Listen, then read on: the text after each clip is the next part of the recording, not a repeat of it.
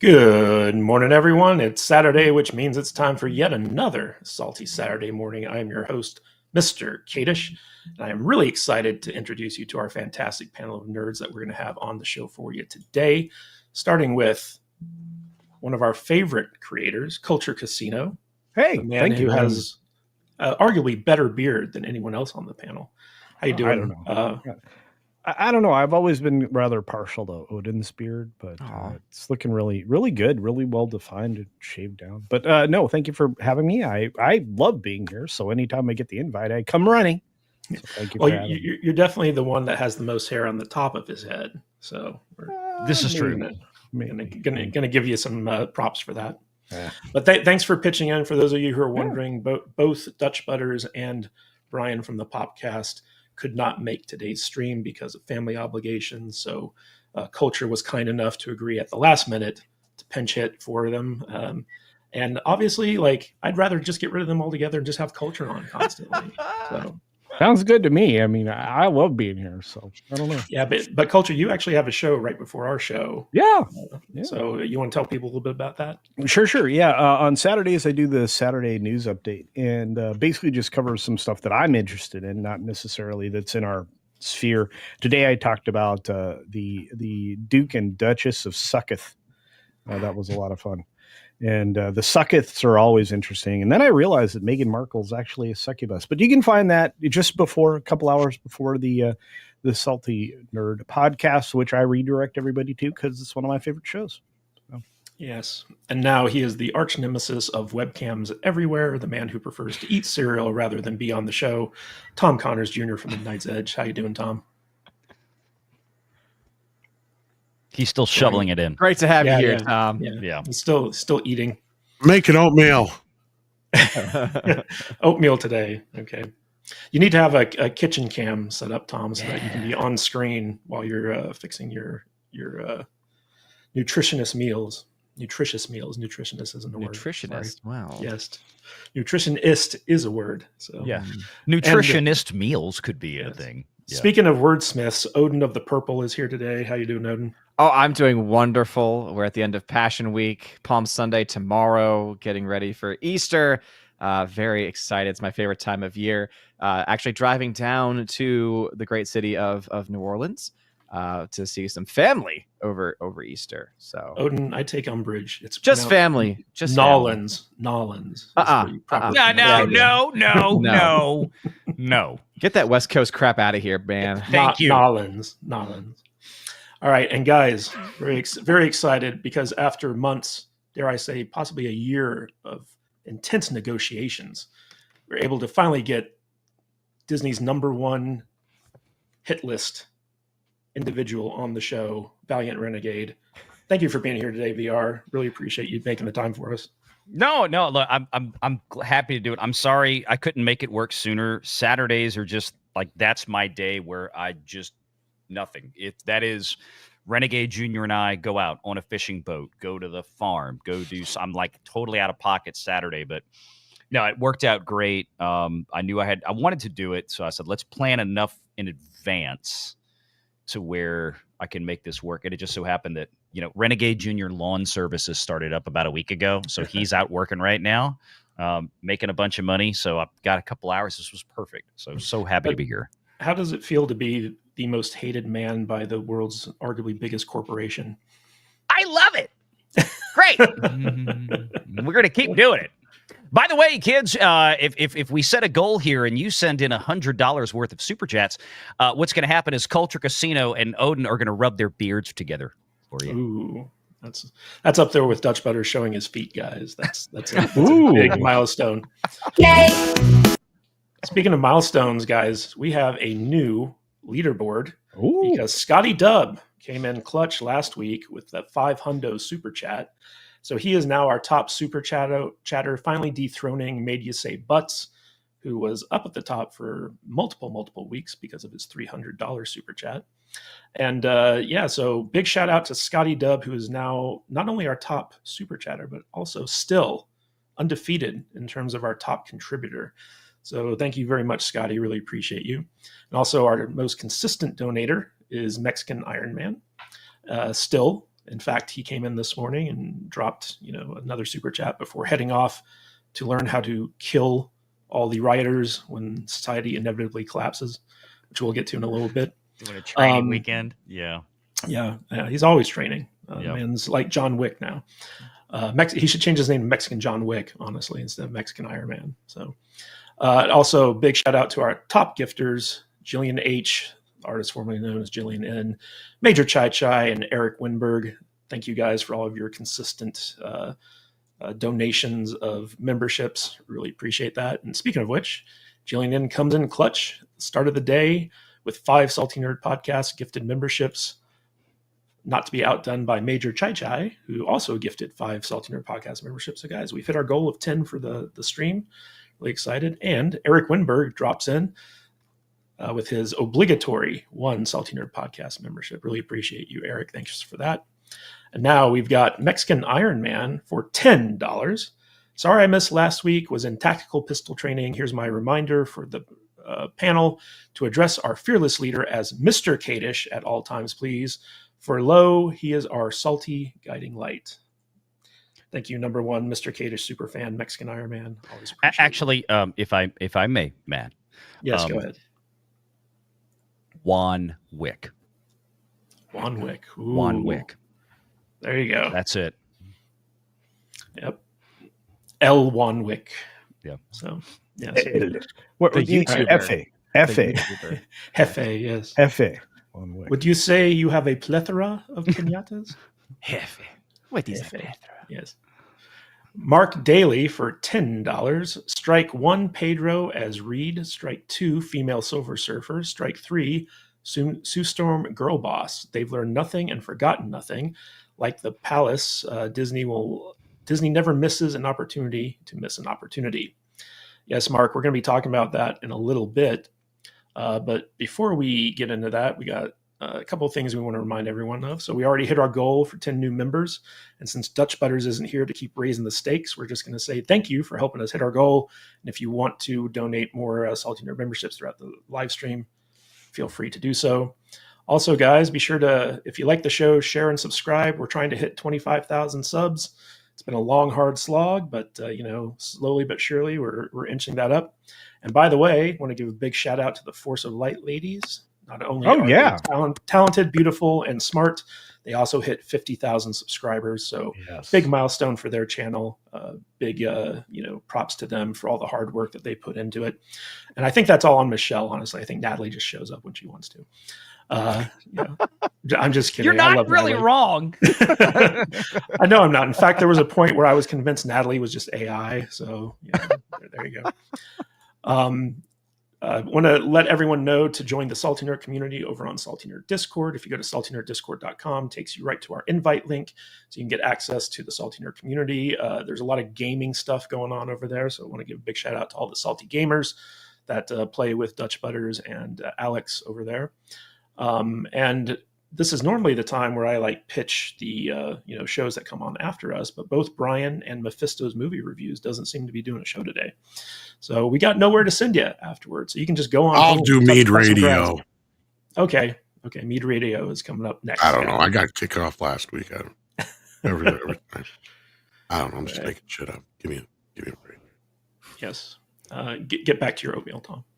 All right, guys. So we talked about all the stuff we needed to talk about. Now let's get into the stuff that these people are here for. As my camera once again malfunctions. What? I know. I was wide shot again. I know, right? I've been having trouble with the field of view, guys. This is the Mr. Kadish office. You can see how crazy messy it is. It's usually off camera, so I apologize for that, guys.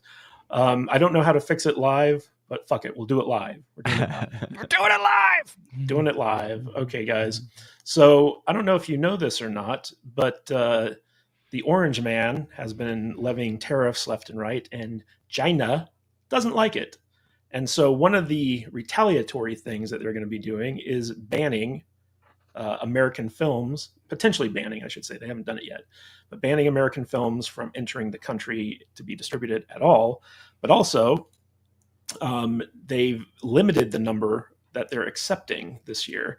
So it's very interesting stuff. We got this. So it's another day that ends in Y for China? Yeah, pretty much. Pretty much. But China is set to moderately reduce U.S. film imports after the latest round of Trump tariffs. And as you guys know, Hollywood, for a long time now, has been very reliant on the Chinese box office to help supplement some of their box office failures. I think this started back in the day with the Warcraft movie, because people in America didn't really turn out for it, but people in China love their video game movies, which is one of the reasons why Minecraft is doing so well out there. And so it basically saved Warcraft's bacon at the box office from being like a horrible box office bomb, but it eventually, kind of like, I think maybe broke even or something like that. Not enough to make a sequel, apparently. But guys, everyone in Hollywood is really nervous about this, because they're like, oh, what's going on here? A big revenue stream is disappearing as they sabotage multiple of their own revenue streams, like physical media, DVD, pay-per-view, all that stuff. So, Culture, I would like to start with you on this. Did Hollywood sell out American audiences just to please China, and is it finally backfiring on them?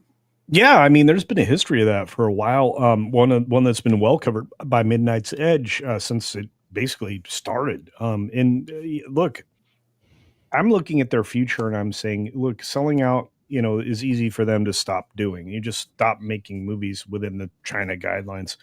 China was already getting ready to bail on this idea of American films anyway. With the success of things like Nizza and stuff like that, as Odin has referenced many times on his streams. They don't really need the American market. They've done what China always does, which is steal the intellectual property and secrets of a competitor, make those secrets and abilities their own, and then they kick them to the curb. It was only a matter of maybe a 15, 20-year window where, this was going to happen. I think this is always set to happen. I don't think they can use the tariffs as an excuse in this case. But Hollywood certainly could pivot to just catering to the markets they used to, and maybe even making more money. I think they've lost a lot of audience, and they've killed a habit that American film goers have had for 70-something years. So it's a real problem that I don't know that would get solved for Hollywood without China opting out. So maybe this is the best thing that could happen to Hollywood in my thought there, Matt. I don't know. But yeah, this was an inevitability, and Hollywood could certainly benefit from it. But the question is, will they do that, or will they continue on their path of destruction? Don't know. So Odin, there was this part in the article here which I found kind of interesting, which is about a movie in China called Nizza Dos 2, whatever it is. I do not speak Mandarin, but basically, this article claims that it grossed $2.11 billion in 10 weeks.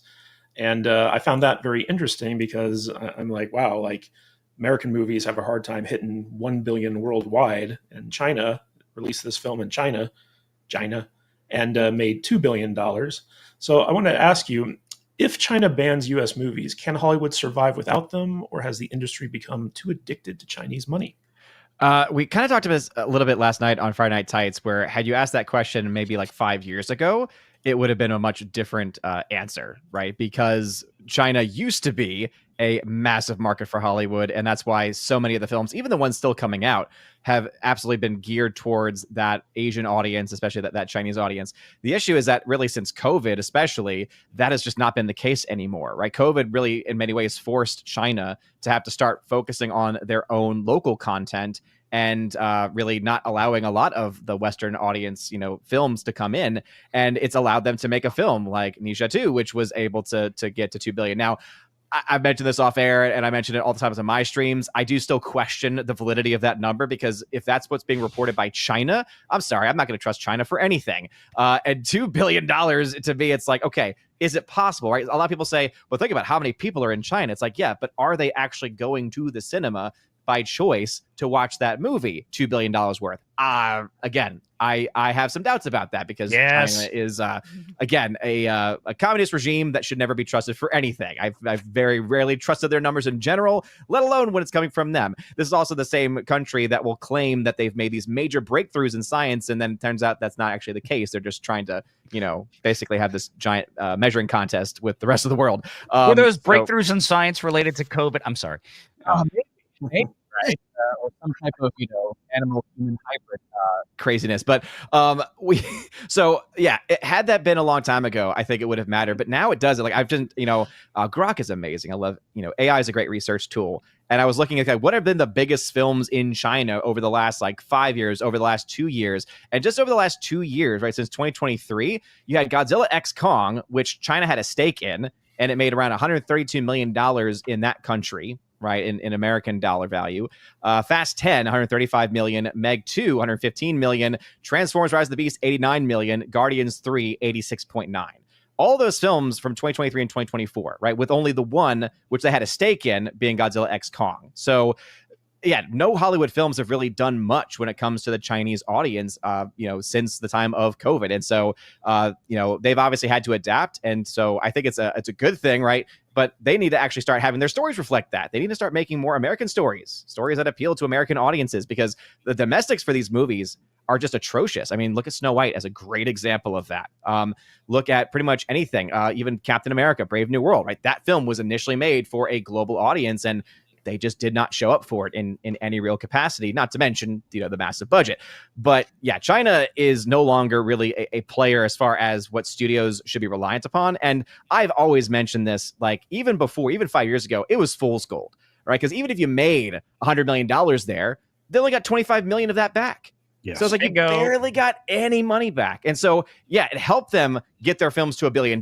It helped them, get to certain metrics. They could say, oh, our film made 1.5, made 2 billion, et cetera. It's okay, China helped them get there. But as far as actual money back, they basically got pennies on the dollar in return. Yeah. Odin, we should point out that that $25 million number you just pointed out. Yeah. So the Chinese government only delivers 25% of the revenue of the movies to the exhibitors or the studios or whatever. Mm-hmm. Mm-hmm. So basically, if you get a movie that grosses $100 million in China in profit, right? Because after theater owners take their cut and stuff like that, and the government takes its dole, the studio only gets 25% of whatever's left over. Well, in China, it's it's going to be a bit more, I think, straightforward, because the theaters are owned by the communists, and so it's it's 25% of whatever it is that they've reported. Right. So if they report 100 million, they get 25%. Yeah. So VR, I know that you obviously, when Odin was talking, had a lot to say. I just want to ask you. I was just agreeing with him. Everything he said was right.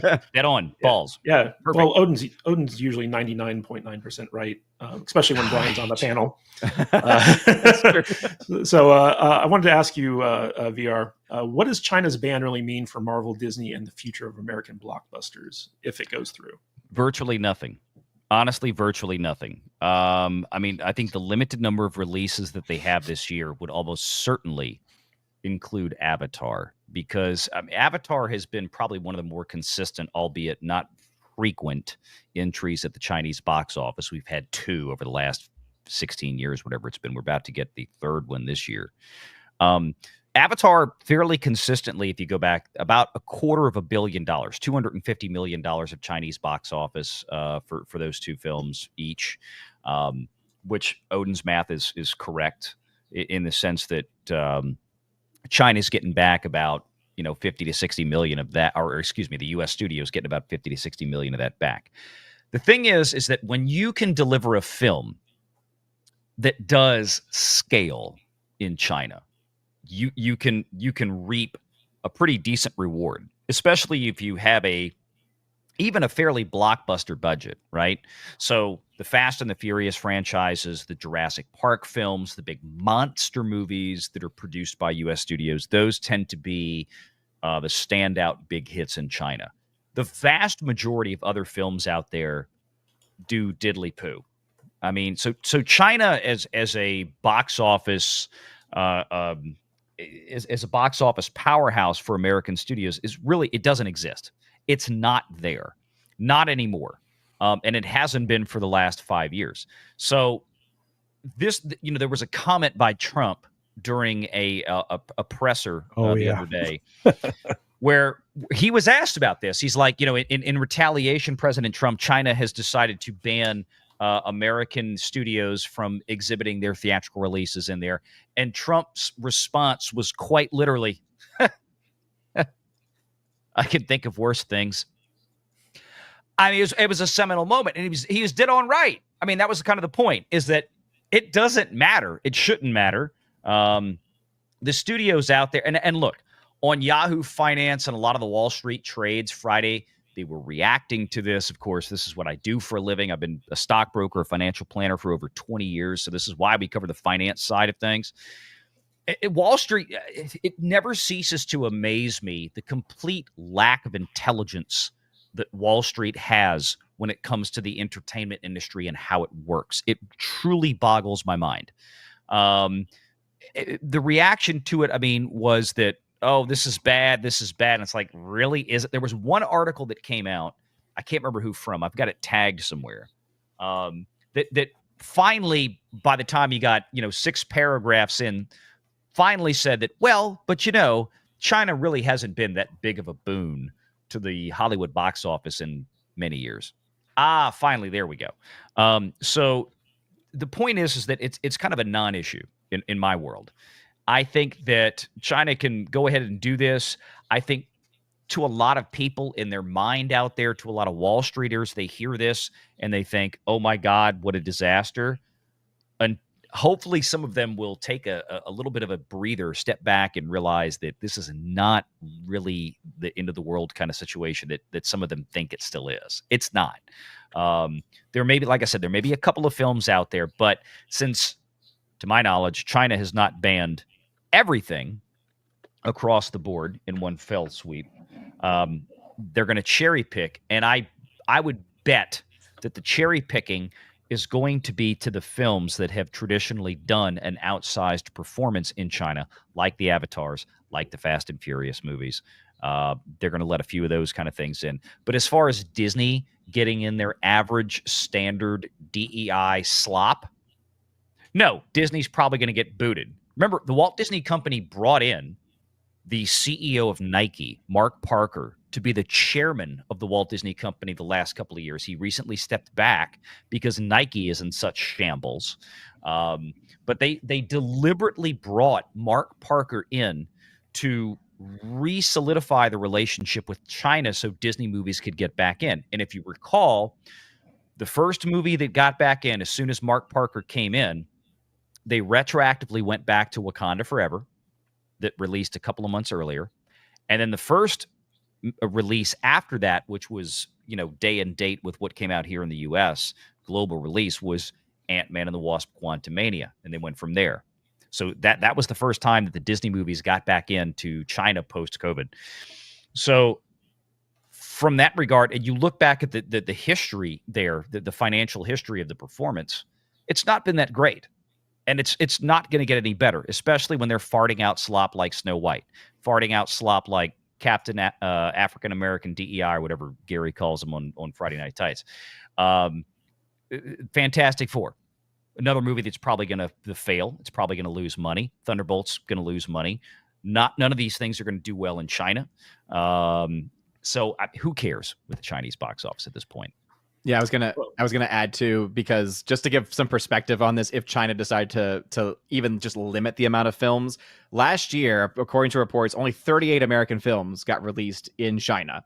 Of those 38 films, they only accounted for about 20% of the entire Chinese box office. Mm-hmm. So not that big. But then if you go further, only 15 of those 38 actually had enough money for us to actually get some reporting on. So that means that the rest of the films did not make nearly enough to even be really even worthy of mentioning, with one of them being Furiosa Mad Max Saga at only around $4 million US, and the biggest one being Godzilla X Kong at $132 million. Only 2 films from America made over $100 million in China. So for them to ban American films would not really impact them at all. Only 8 films made over $30 million in US dollars over there. So just some more perspective on that. Like, China has nothing to lose from this, and honestly, neither does Hollywood to a very large degree. Nope. So Tom Connors Jr., I know that Hollywood for a long time has been trying to basically tailor their content to Chinese censorship guidelines, and that has kind of affected the bottom line for a lot of different movies. How much of Hollywood's biggest movies were already being written to pass Chinese censorship, and what changes do you think will happen if China bans American films? Well, I mean, you guys have pretty much covered all the basics here. It's been going on for years. China and Hollywood have been in bed together for a while. But as Odin pointed out, unless China has some investment in the movie, I would even argue they're lucky if they see even cents on the dollar. And that's kind of where they started going away from this a couple of years ago. In fact, Legendary sold out their China interest last year, I think it was, which is probably why those Kong movie and Godzilla and Kong movies were some of the only ones to make money, because they actually had Chinese investors involved. Other than that, like, these guys are right. Nothing is going to change. If anything, we'll just go back to normal. They haven't been pandering as much, if anything, because I mean, you guys got to remember back, it was like a decade ago, they were actually shooting sequences for Iron Man 3 and one of the Transformer movies specifically just for the Chinese market, where they would only be seen in China. So like, and they've gone away from a lot of that crap. They just learned that there was no real money in it. It was like making a deal with the mob. It was like, this is our cut, and then this is our cut. It's like, well, what about our cut? You mean our cut? Because your cut is now our cut. That's just the price of doing business in China, and you literally got peanuts on the dollar if you're lucky, I'm sure. Mm-hmm. So at the end of the day, I don't think it's really going to affect anything.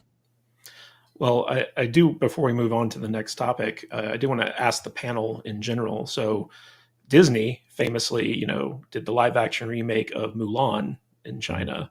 Amongst the genocide that was going on over there. How do you think, China's tactics are going to influence production of Hollywood films in China? I mean, I don't think a lot of films have really been made over there. So like, there's like no real presence. Like, they've got, Georgia, the United States. They've got some other locations here. They've of course got the UK, and that's been a gold mine for us in box office entertainment because of the work of Caroline Reed. Just how much Disney has been spending. But overall, yeah, China doesn't mean much of anything as far as production goes. And the one thing too, which is interesting, is that, Legendary at one point was partially owned by the Wanda Group, which was Chinese owned. That's no longer the case. And so I honestly would not be surprised if there is another Godzilla film from that group. It's not going to make money, because the other ones really only had any possibility of making money back because of that relationship. And because that is gone, that I don't think it's going to do it well enough. VR, did Disney suffer any like brand damage from their hypocrisy surrounding that, just ignoring the genocide that was going on there? As far as Mulan is concerned, I think Mulan was a non-starter, a non-issue, not only here in the States, but China didn't give a flying flip about it either, for obvious reasons. It was just a bad movie. It was a poorly done movie. It was a movie that had no heart, no soul. They stripped the music out of it. They stripped, no Mushu, no humor, no comedy. It was a dry, deadpan. It was a terribly conceived, terribly written remake, which is par for the course with Disney nowadays. That's what they do. The brand damage that Disney inflicts upon itself is basically due to their repetitious nature of failure, their repetitious nature of low rent slop that they make. They love to go out on an earnings call or an annual shareholder meeting or doing some Morgan Stanley conference or Bob Iger sitting out there with CNBC doing an interview, whatever. They love to put on this facade of, hey, we are storytellers and we're the greatest storytellers on earth. And that's what we are at Disney. And nobody ever pushes back on them during these things saying, but are you really? Why do your movies keep failing? Why do your TV shows keep failing? Why is Disney Plus $10 billion in the hole? Why is it still losing money, right? You can play all the tricks you want about Hulu making up for its losses on Disney Plus. You hide it behind Hulu. But why, if you're such great storytellers, then why is your company failing right and left with telling stories? And it's provable in the box office and the Nielsen ratings on TV. Well, VR, do you know what doesn't damage a brand? It's super chats. We got one Salty Nerd gifted podcast membership from R2D Bot. Big shout out to R2D Bot. Thank you. And Major Chai Chai has been a member for 15 months. So congratulations for being a year over member of the Salty Nerd podcast. Really appreciate you, Major Chai Chai. We got a super chat for $5 from Mark Daly. China just doesn't just massage the numbers; they give them a full chiropractic adjustment. Yes, for those of you who don't follow geopolitics, China is notorious for manipulating its currency. So there's all types of shenanigans going on over there. We got Some Young Guy Fat for $1.99. Tom, do you want to do the Japanese accent for this one? Asian people don't like to sit 2 hours watching. There you go. I'm just going to move my lips when you talk for this particular super chat, just so it looks like we're overdubbing it. And we also got Mizard for €2. Greetings. Super fun listening to you guys. Well, greetings to you, Mizard. I'm glad that you enjoy the show. We got Mark of Reality for $5. China's thinking about banning the Fabulous Four. Oh, darn. Anyway, what have we heard for sure about the Fab Four questioning their proclivities? We're going to be talking about that in just a little bit, Mark of Reality, so stay tuned. We also have John Yulden, friend of the show, for £4.99, aka £5. I thought you guys would be watching the premiere of Dr. Diversity Who. Have a great weekend, everyone. Well, apparently, John, we live on the planet of incels, according to Doctor Who. So, looking forward to being lectured to even more. And also, we got Nick the Greek for $1.99. Didn't thank the concentration camps. Insane. Yes, indeed. Concentration camps are just generally insane, I'd say in general. All right, guys. Since we have an expert on the Disney Corporation, wanted to have a story that specifically talked about it. And that is basically Netflix has been eating Disney Plus's lunch in the streaming wars. And this is a very interesting article from one of the best news sites for the entertainment industry on the internet, That Park Place, good friend Dub Pro. It's okay. It's okay. And it's not as good as geeksandgamers.com that posts like Odin's articles, right? But it's up there. It's up there. This is an article from Dub himself, talking about how Netflix profits exceeded Disney's streaming success by 20 times in a new report from the Hollywood Reporter. And he asks, is Bob Iger's strategy failing? I want to throw this to Tom Connors Jr. first and foremost. Tom, how do you spend $30 billion and still lose to a company that started by mailing out DVDs? By screwing up this whole streaming thing and being the underwear gnomes. You want to expand on that? Okay, so basically when they saw Netflix was making hand over fist in cash because they had been licensing out, let me repeat this. When the studios started getting tons of cash from Netflix, they're like, we got to get on this game, without realizing that the product Netflix was selling was theirs. So then when they started their own streaming service, they were making their own product and not really doing anything but spending money. And Netflix already had a base, right? Like they built up. It took years for Netflix to build into what it was. People forget this. It was like 2007, 2006, somewhere in there. They started actually doing the streaming thing. I was one of the first people that used it. And they had like 10 things on there. It was like just mostly documentaries and crap that was free, like Night of the Living Dead and stuff like that. And then eventually it started growing and we started getting a few more things. And before you know it, like you said, that took over the entire business. Well, see, the studios started noticing they weren't making as much money as they were before because Netflix was taking over and they weren't selling the DVDs to Netflix. People weren't buying DVDs because they had Netflix. So they're like, well, we got to make up this revenue stream somehow. And they got greedy and they all decided to have a big format war, basically. And so instead of all getting together and making a deal with Netflix, they decided, well, we're going to have Disney Plus. We're going to have HBO Go, Max Go, HBO, something or other, CBS All Access, Paramount Plusness. We had a dozen of them at one point. Every studio has their own except for Sony, basically. And because they were smart enough to shut all their crap down and go, nope, we're just going to go with Netflix because they seem to have this thing kind of dicked. And we get paid. And that's the only time we get paid. So instead of making, $40, $50 million for every movie they've been putting out in the last few years, they're spending $200-300 million on a bunch of shows and movies that nobody's going to see. And they're putting them on a streaming service that nobody's buying.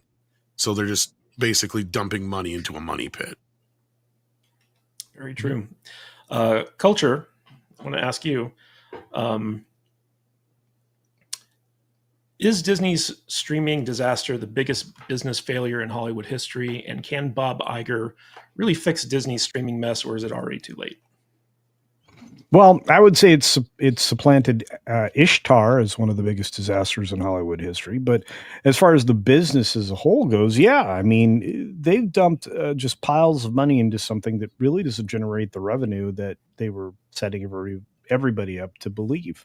They had an early entry into the market with a deal that if you bought it before the service launched, it was only going to cost you like, $1.99 a month. You just had to prepay and you got 3 years worth of the service for nothing.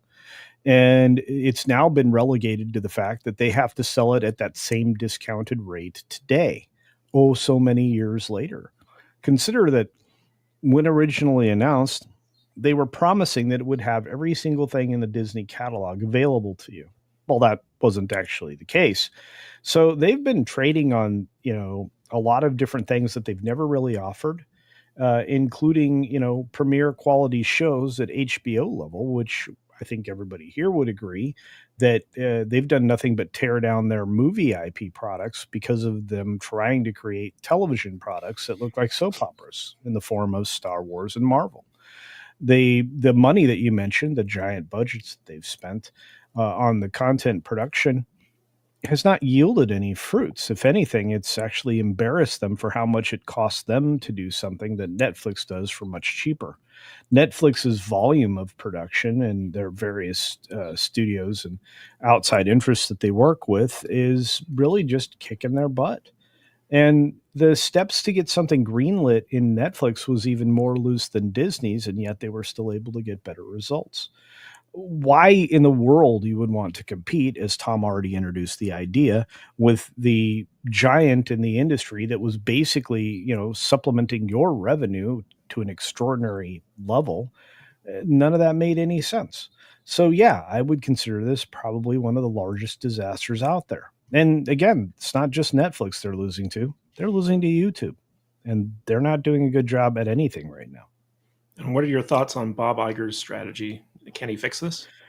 Iger has no strategy at this point. The weatherman no longer can predict the weather, let alone what he needs to do with his company. It's so driven by ideology that his instincts push him towards always investing in political garbage. The narrative is separating the most loyal fans from Disney, the family, the people that they prefer to pander to with everything that they produce. And this is the direction that Iger's been pushing them for the better part of 8 years now, 9 years, I think, is to the people who have no family, a fictional modern audience that he thinks will exist in the future. And somehow they'll be able to capitalize on the nostalgia of what? Agatha all along? No. Bob Iger is the poorest choice to lead the company out of this despair. In fact, I think that even the next leader would have difficulty bringing them out of it. All right. Valiant Renegade, off that note, how did Disney spend billions and still get crushed 20-1 by Netflix? And what do you think their next move is going to be? Well, Netflix was first to the gate. Netflix invented the space. Netflix is the master of it. Netflix has the advantage of effectively being a third party to where they can easily negotiate and get along and strike deals with anybody they want. They're not a rival studio to anybody else out there. At least they weren't when this endeavor began. That puts them in the catbird seat. And a lot of other studios have made the hilariously stupid mistake of trying to chase them, which was never, ever going to work. And when I say studios, I do specifically mean traditional Hollywood studios. So, Amazon, Apple, they're excluded from that. Their model is distribution, much like Netflix. Amazon happened to be a big online Walmart retailer. Apple is a distributor in the sense they simply made a streaming platform and got some other content, bought some people up, and made some of their own shows. But as far as traditional Hollywood filmmaker, we're talking about Disney, we're talking about Warner Brothers, Paramount, Universal, all that. Those guys should have probably largely stayed out and just continued to license their own content out, because that's where the money was. Sony was wise enough not to try to dive into this game. They realized early on that building their own streaming service was an absolutely fiscally stupid endeavor, and they didn't really do it. They tried a little bit playing around with PlayStation tie-ins, but then they realized very quickly the costs involved, the barriers to entry. It's like, it's not worth it. We're going to collect $1 billion by licensing our crap to Netflix. Let's just keep doing that. Universal has a hybrid model that was, the first 4 months of the pay one window on Peacock, followed by the next 10 months of the pay one window is 18 months, by the way. The next 10 months of the pay one window would be split between Amazon and Netflix, depending if it was animated like Super Mario Brothers or live action like Jurassic World. Well, Netflix has had so much success with that 10-month pay one window segment in the middle. I mean, you had Amazon and Netflix each paying Universal a contract about $1 billion over the course of several years. Netflix stepped in and just said, we want Amazon out. We want everything you've got. We want your animated content too, or we want your live action content too. We want everything. So that contract for the next 5 or 6 years, whatever it is, that's probably $2 to $3 billion cumulatively over the next several years for Netflix. Disney is just consuming their own content. Paramount and Warner Brothers largely consume their own content, although Paramount and Warner Brothers, at the very least, have kind of had the epiphany of, oh, nobody's watching it on Max.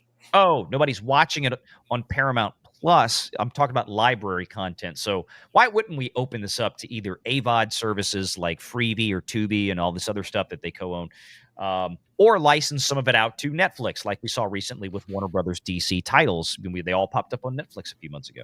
Disney's problem is they still have, and they probably always will have, their own head shoved so far up their own ass in terms of belief of, we are the greatest Hollywood studio, we tell the best stories, like I was saying earlier, that they won't come off of it. Meanwhile, they're just losing money. They will never beat Netflix. Ever beat Netflix. And when you look at Netflix here, related to that TPP article that you just had up, let me share something, because there was something in that article, just for clarity's sake. I didn't get a chance to chime in with the guys on this one, so I hope they don't think I'm not trying to throw them under the bus, but they had some information in there that was just wrong.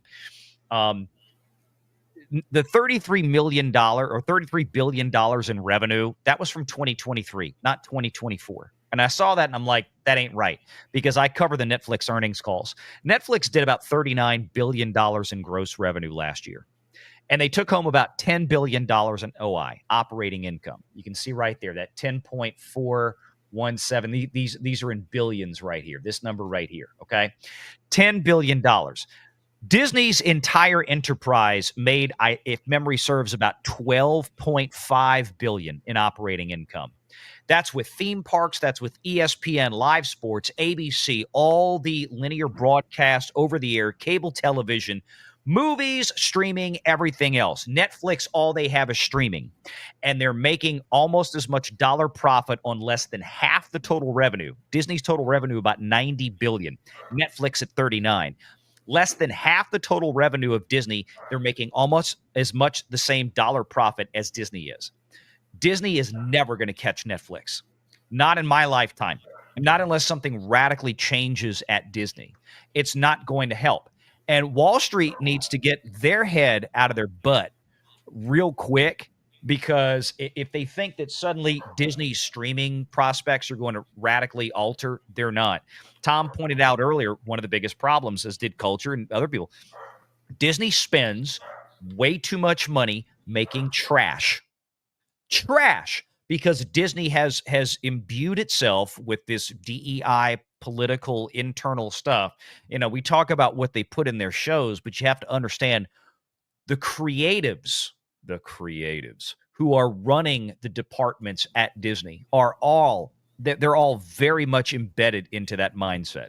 Yep. And that brings me to Odin, because I wanted to ask Odin, could Disney have beaten Netflix if they'd stuck to making great content instead of getting political and chasing trends?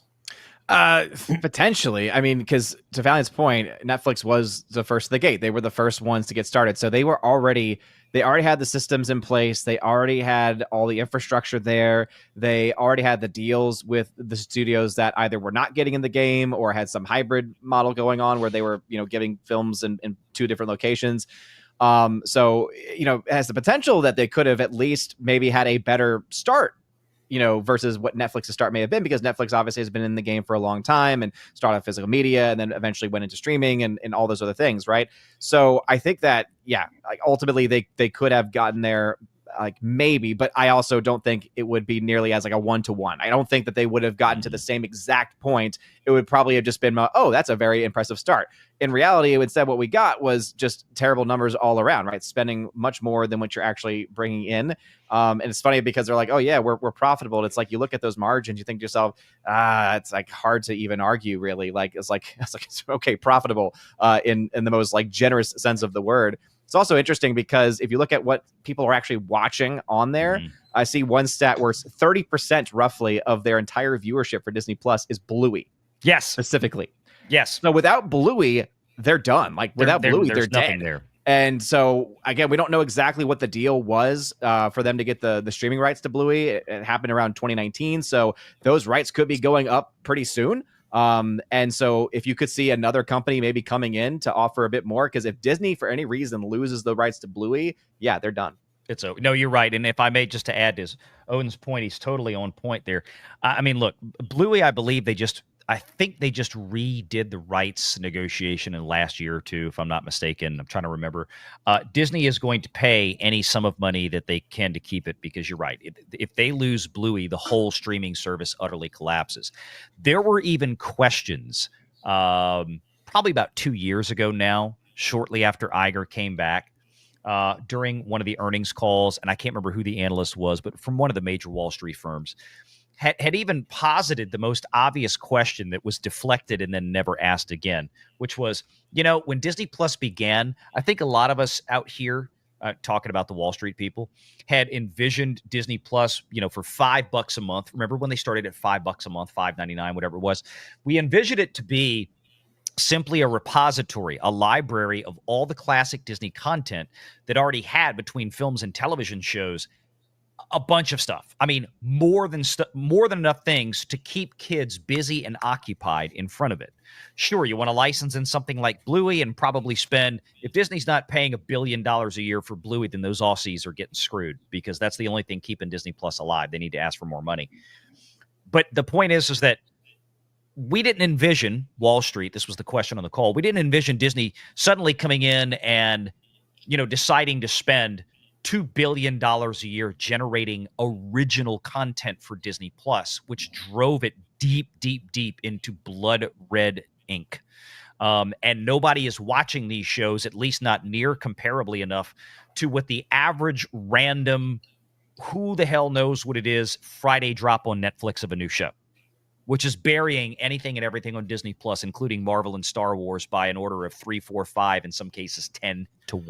Valiant, can I ask you, what role do you think Disney's wokeification, where basically their traditional audience of families couldn't trust the content to just like sit their kids in front of and have them watch without getting, exposed to LGBTQ or, like trans or like whatever the ideology was?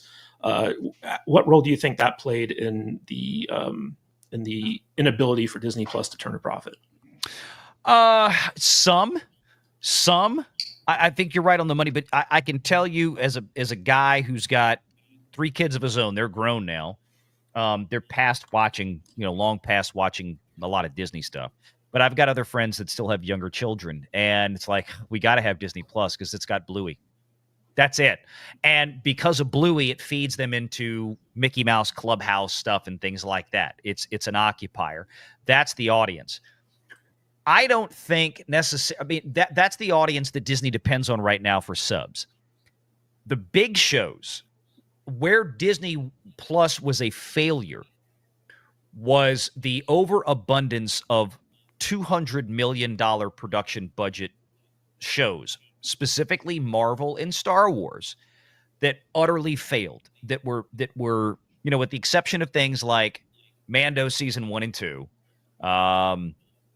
And that might be about it. honestly. I mean, Loki kind of got some pull out there for the first season or two, but the Marvel shows on there have fallen off a cliff. I mean, you've got Andor season 2 coming out now, which boggles my mind. $650 million has been spent so far for 2 seasons of Andor that we know of, thanks to the British filings. It's outrageous. That is what has caused Disney Plus, from a financial perspective, to be an absolute balls-up failure. Well, VR, do you know from a financial perspective how successful we are with super chats like Mark Daly's $10? I never know how to pronounce this guy's name. Cutie Gatwa quit Doctor Who. Shitty. Shitty? Did you say shitty? Shitty. Shitty Gatwa? No, shooty. It's shooty. Shooty Gatwa. Shooty. I heard Okay. shitty. I was like, Shooty. I've heard it I both ways. Okay. We Anyway, love you. Shooty Gaywad.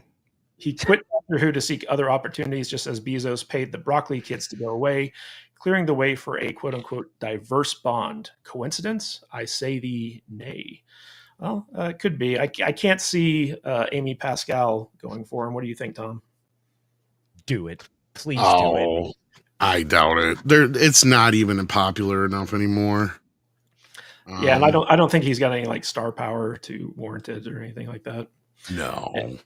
Anyway, we got a members chat, member for 1 month from JPS. I want to see a bunch of movies and video games with China being the villains spewing out over the next few years. That'd be nice. Get the Chi-Coms as the bad guys again. Maybe even bring in some Russians just for diversity's sake. Mm-hmm. Kalikioki for $4.99. Tom, VR, do you think Zaslav would have taken WB into the streaming wars had he been there at the time of Max's inception? I mean, they already had HBO. That's a really good question. I think. Go ahead, Tom. It's a loaded question. It's a really different situation. Yeah. See, here's the thing. I think he would have approached the entire thing completely differently. He would not have. There would still be a separation between church and state when it comes to Warner Brothers. There wouldn't be this whole idea of there's this no longer a line like at Disney where their movie productions and their streaming shows are one and the same, basically. Mm-hmm. It would have stayed. Yeah, HBO would have had some prestige shows like Game of Thrones and stuff. Yes. But I don't think he would have sacrificed the movies. I think he would have streamlined and tried to cut the budgets on all streaming shows across the board to try and make it more profitable to begin with. I still don't understand why they just changed the name to Max. But I also know that Zaslav is one of those guys where he's got a lot of stuff on his plate, and I know a lot of people are blaming a lot of crap on him, and it's like he is not micromanaging every little thing, right? Like he has a broad stroke that he has to deal with, and he picks and chooses, his people to run these departments, and those are the people that are making these decisions. And if they don't work out, they're going to get fired. Yeah. And I think he's already been through at least one person, I think. Yeah. In between here and now that has been running the streaming side of things. So no, I don't think he would have done it the same way. I think he would have, I would think he would have been smarter to lean more into HBO, but since HBO and Warner Brothers are technically two different entities, even though they're under the same umbrella, I know there was a lot of resistance from HBO from the start, especially when Zaslav came into the picture. And then you have the studio side of things that has been completely just in upheaval for the last few years before Zaslav was even in the picture. So I'm curious what VR says about this, but it's hard to say what the landscape would have looked like had he been there from the start. I think they still would have had a streaming service. There's no doubt. Absolutely. Yeah. Because I mean, the unique thing with HBO was that it already was a premium subscription service. So even though it's like, okay, well, but Disney had cable channels, right? But those came with a basic cable package with everything else. If you wanted HBO, you had to pay $10 a month or $12 a month, whatever it was, to get HBO. And this has been back since the 80s, right?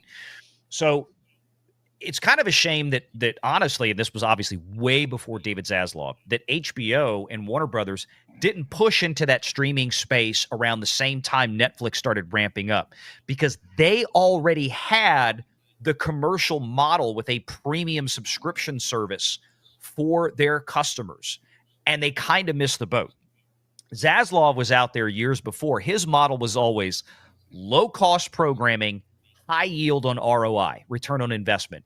That's what the Discovery Network was built on. Food Network, True TV, throw all the other ones in there with all the little reality shows that were huge hits, cost next to nothing to produce, and generated gajillions of dollars in ad revenue because of the eyeballs that were glued to them all the time.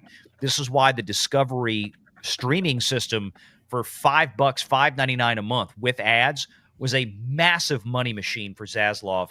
And that was before he got linked in with Warner Brothers, and AT&T did the Reverse Morris Trust spinoff, shot him out, brought Zaslav in, did the merger. Now we got, what we got, Warner Brothers Discovery. I think that, like Tom said, there would have been key things put on there like we had with Game of Thrones for certain. But the point is that we keep talking about this with the box office, the difference between Disney and everybody else, including Warner Brothers. Disney is going to put out what? Let's see, Snow White, Thunderbolts, Captain Falcon. Then we've got Elio, we've got Lilo and Stitch, we've got at least two, Zootopia 2, Avatar is really James Cameron. The point, there's 6 or 7 films on average from Disney every year that show up at the box office with $200 to $300 million production budgets. There were, up until about a year ago, 6 or 7 major shows on Disney Plus that show up with $200 to $300+ million production budgets.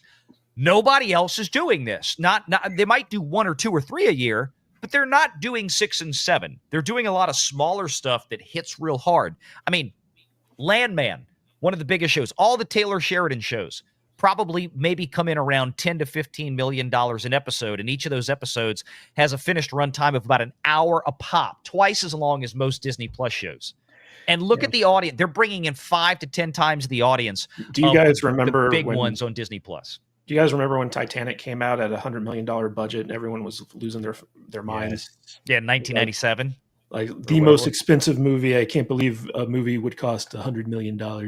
Yep. Tom, I'm going to need your help with this super chat because this is once again from Sungyong Guy Fat for $1.99.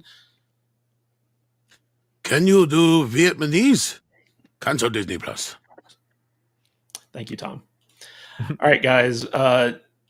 Just to keep the Disney train going, let's talk about the big news of the week, which is basically the Woketastic Four, or otherwise known as Fantastic Four First Step or Steps. I forget which. Doesn't really matter. But basically, Entertainment Weekly came out with this huge behind-the-scenes article. It's very long. It's very shilly. It's very glowing. And it's all about this movie. And what was interesting is that the people who read this went to Twitter and basically pointed out, number one, we have Vanessa Kirby confirms Fantastic Four First Steps explores gender politics with Sue Storm. And then we have the guy playing Johnny Storm, who, I hit the wrong button there, who basically said Joseph Quinn addresses how his portrayal of Human Torch will differ from Chris Evans' versions.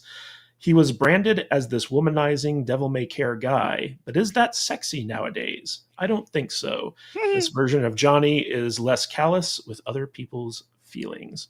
So these two particular quotes from the Entertainment Weekly article kind of went viral. There's a lot of people who don't trust Marvel and Disney to not like wokeify or, kind of like propagate their content with political messaging and stuff like that. And so that kind of set the internet on storm. When I read the article, though, I felt like this stuff was taken a little bit out of context, simply because, basically the Fantastic Four movie is set in alternate Earth in the 1960s. And what Vanessa Kirby was saying is that, traditional 1960s women didn't have a lot of agency. And so they were trying to give her character a little bit more of power in the dynamic of this 1960s universe. And Joseph Quinn was basically saying we already had the womanizing kind of like Daredevil type Johnny Storm in previous iterations of Fantastic Four. I want to do something different. That was kind of just my read on some of that stuff. But I want to throw this to Culture Casino first. Culture, how many fans need to walk away before Marvel realizes that go woke, go broke is real? And why does it feel like Hollywood hates the very fans that they make their movies for? Well, let's do this. obviously, I would have thought at this point, with all the flops and failures that they've had, and all the ones that are on the horizon, as Valiant Renegade talked about so eloquently earlier, I think it may have to be all of the fans walking away at this point before they change directions. They're that foolhardy. You cannot continue to spend $200-300-400 million on these projects. For example, Brave New World. You can't spend that kind of money and have like a $200 million loss. I mean, you would already think they'd have realized this from the Marvels and all the other things that came before, but they haven't. And for me, I don't think there's ever an end to where they're willing to waste money or napalm a pile of money or whatever you want to call it. They just are literally burning money constantly on all these endeavors. The second part of the question, can you repeat that, Matt? Because I mean that's probably even simpler to talk about. Well, I said, why does it feel like Hollywood hates the very fans that they're making movies for? Well, look, it's not that they hate the fans. They don't like what the fans like. They don't believe that that's the right message. You know, the pure entertainment value, the stereotypes of the comics that the people fell in love with, sticking with the original source material, they're loath to do because it's not getting their messaging across. They want a feminized world, and they have a feminized worldview.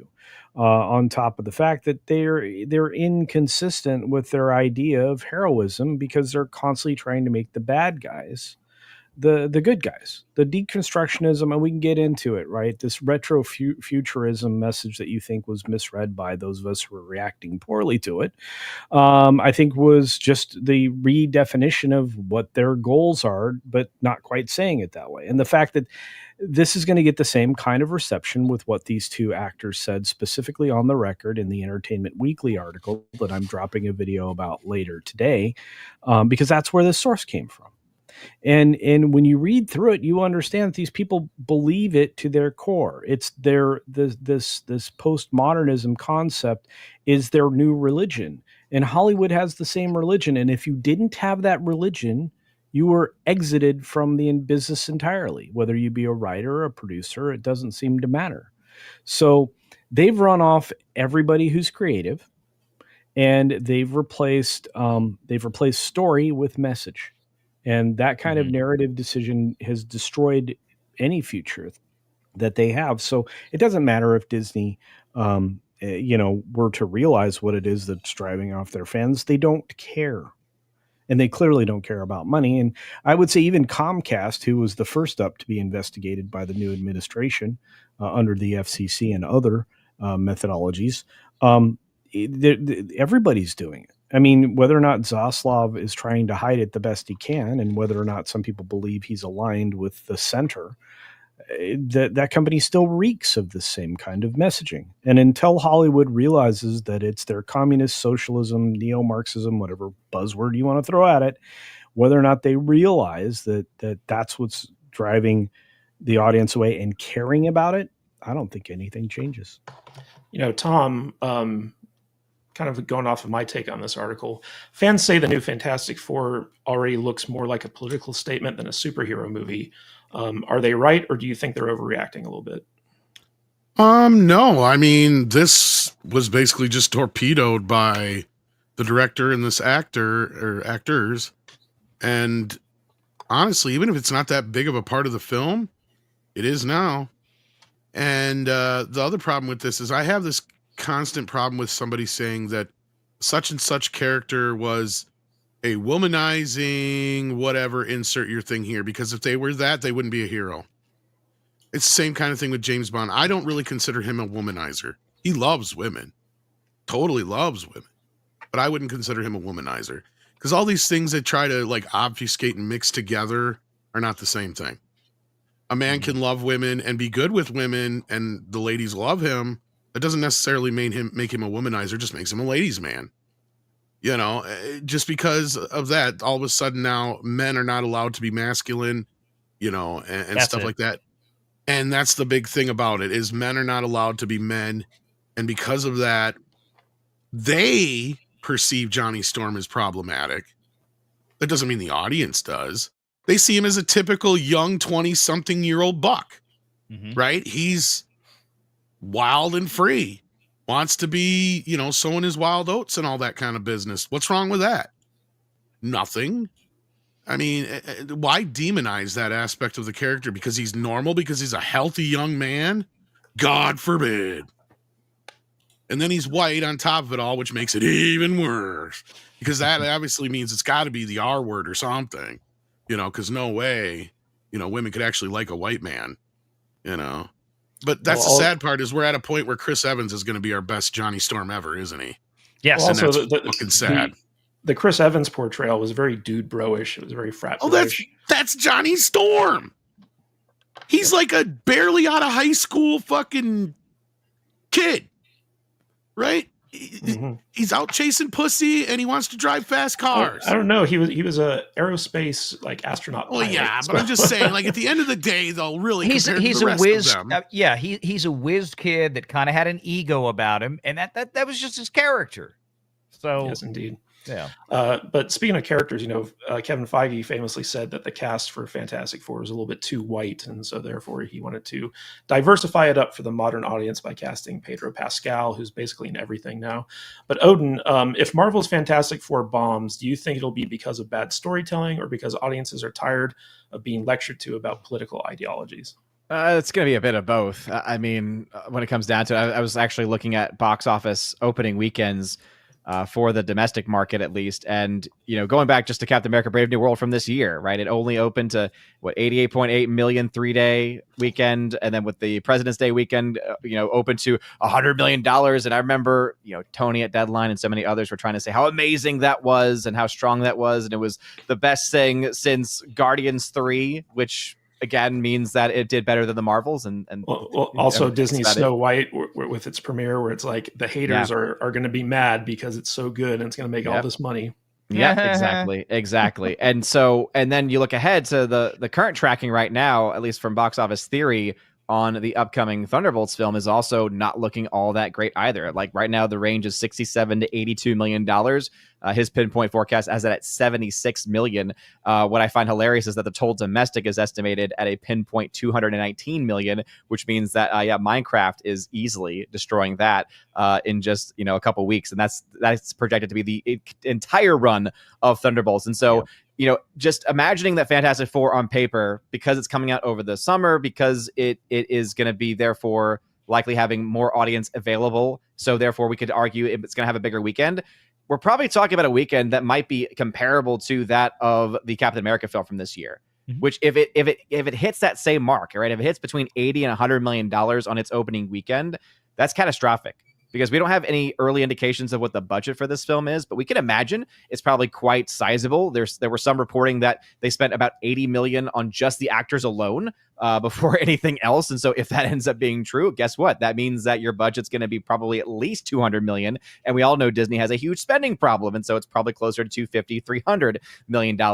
So, if it has that kind of an opening, and this kind of press is not going to help it, this kind of thing that they are saying, and the way that they continue to put their foot in their mouth and let the actors talk in this way to torpedo their films before they've even come out, is something that has to be taken care of at some point. Because even with Anthony Mackie, right, there were those comments that he made, and honestly, I think a lot of people just overblew that whole thing.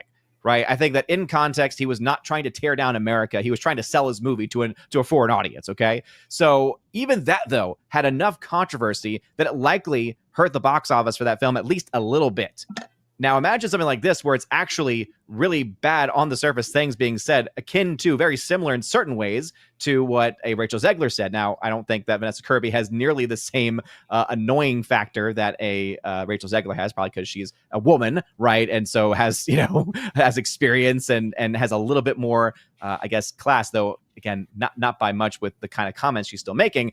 Still, I think that it could still have enough an effect where we could potentially see catastrophic numbers coming from the opening weekend. Well, yeah, especially if YouTubers cover it, Odin. But I want to ask you, so I would say all of us expect this film to bomb. Fantastic Four, I expect to not perform. But I've got to ask you specifically, where do you think that leaves Doomsday? Because theoretically, they're going to spend $500 million on that film. and then go about doing Secret Wars, the follow-up to it, for another $500 million. They're going to spend $1 billion on 2 films, and where's that going to put them? I think in a grave. Yeah. Now, I do think, and this is where kind of going back to Thunderbolts for a second, right? Because I do think if Thunderbolts ends up being fun, because we really haven't heard a whole lot about it, at least I haven't. If the film ends up being fun, and has kind of a Guardian style personality to it, then it actually might end to I could actually see a world where Thunderbolts maybe even does better than Fantastic Four if that happens, right? Again, that's still a big if at this point, still too early to tell. But getting to the question about what happens after, the only thing that they have going for it is that they are just, and this was very clear with that hours-long presentation of the damn chairs, right? They are banking on nostalgia. They are banking on member berries. They are trying to say, oh, member berries worked really well for a Deadpool versus Wolverine. It worked really well for Spider-Man No Way Home. That's what we need. We need the member berries. And so let's spend all this money and then we'll get a huge box office. And I do think that actually it probably will work. I think that there will be enough normie audiences out there who say, oh, I want to see Robert Downey Jr. on the big screen again. I want to see these different actors on the screen again. And that might be enough, especially with the X-Men being there, right? That could be a huge pull, right? Especially with it being this massive conglomeration. But there is still a huge if factor, right? Because if the film ends up being complete crap, then any of that goodwill you might have from the member berries could easily be cut by certain levels of degree, depending on how much that actually impacts it. But haven't they... Culture, real quick, I want to get to Valiant Renegade on this. So Valiant, when you hear the words modern reimagining or diverse casting, are you worried that Disney and Marvel hasn't learned its lesson? Oh, I know they haven't. They haven't, and they're not going to anytime soon. Fantastic Four, I'd say right now, gut reaction short of a massively positive audience surprise with their reaction and good word of mouth, I'd say it's going to lose at least $100 million is a starting point. Thunderbolts is probably going to lose at least that much again as a starting point. There's no excitement moving into Fantastic Four. I've been listening to people say, oh, but Fantastic Four, that's a really huge... No, it isn't. Let me just make this bar none. It is not. Fantastic Four is not huge. Nobody gives a damn about Fantastic Four. Maybe they did 30, 40 years ago. They don't today. Most of the people that show up for Marvel movies nowadays, still the younger crowd, really don't know what... They're going there for just the continued stuff. For the very few people that are still following it from film to film, TV show to TV show, Fantastic Four is not going to pull them out of any doldrums. Nobody cares or knows who they are anymore, by and large. The people who do know who Fantastic Four is, people like us sitting on this panel that are already well aware that this movie is likely going to suck, and we don't care about it either. So that's why it's dead, okay? Now, the fact of the matter is that Disney put this movie in the summer slot. This is the Marvel movie they put in the summer slot, means that, to me, this is the movie they had the highest confidence in for this year in terms of box office performance. That's a scary thought because I think this movie will be lucky to do $500 million. As far as Doomsday on down the road, there's nothing leading into it.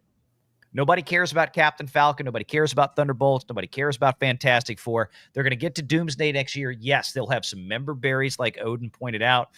They'll have, tell you right now, the trailer, when that trailer drops, every other shot in that trailer is going to be Robert Downey Jr. Every other shot in the trailer, and he might not be in the movie for more than 5 minutes, for all we know. It's going to be probably a big gaslighting. I still have no idea how the hell they haven't even started principal photography yet, and they're still saying this movie is going to come out in May of next year. I still can't figure that one out, okay? You're talking about a movie that probably principal photography alone is 4 to 6 months on a movie that scale. And that's if they do it all right the first time, which Marvel has never done in their history. So good luck with all of it. But I don't see how... I mean, Marvel is not shifting gears. I don't see it shifting gears. They're going to throw a lot of money at the Doomsday movie. They're throwing a lot of money at the Star Wars movie that's also coming out next year. That's probably not going to do well because they've lost the audience for even Mando. They've got nothing. They've got nothing right now, and they're overspending on everything. Yeah, and real quick, I just want to throw this as a question to the panel because Valiant really hit the nail on the head where he said nobody cares about Fantastic Four. Like, when they first debuted as like the first Marvel Comics superhero team. Like they had some impact culturally. But since then, like we've had like 4 movies, all of which were, not very well received. And there's no like hardcore fan base of Fantastic Four or anything like that. So why do you think Marvel is going all in on the first family as opposed to, characters that the audience might actually care about? Overcompensation. Mm-hmm. Well, and they think it's going to work, but they're still stuck in their old ways. Yeah. Or because they want to undermine the family. Again, that's all their goal. And the article that we've been referencing from Entertainment Weekly, that's all that it was about. Let's undermine everybody's family values. It'll be fun. And I still predict at the end of this, Robert Downey Jr. is only going to be in 2 or 3 of these movies when it's all said and done. Dr. Doom he's still playing Dr. Doom.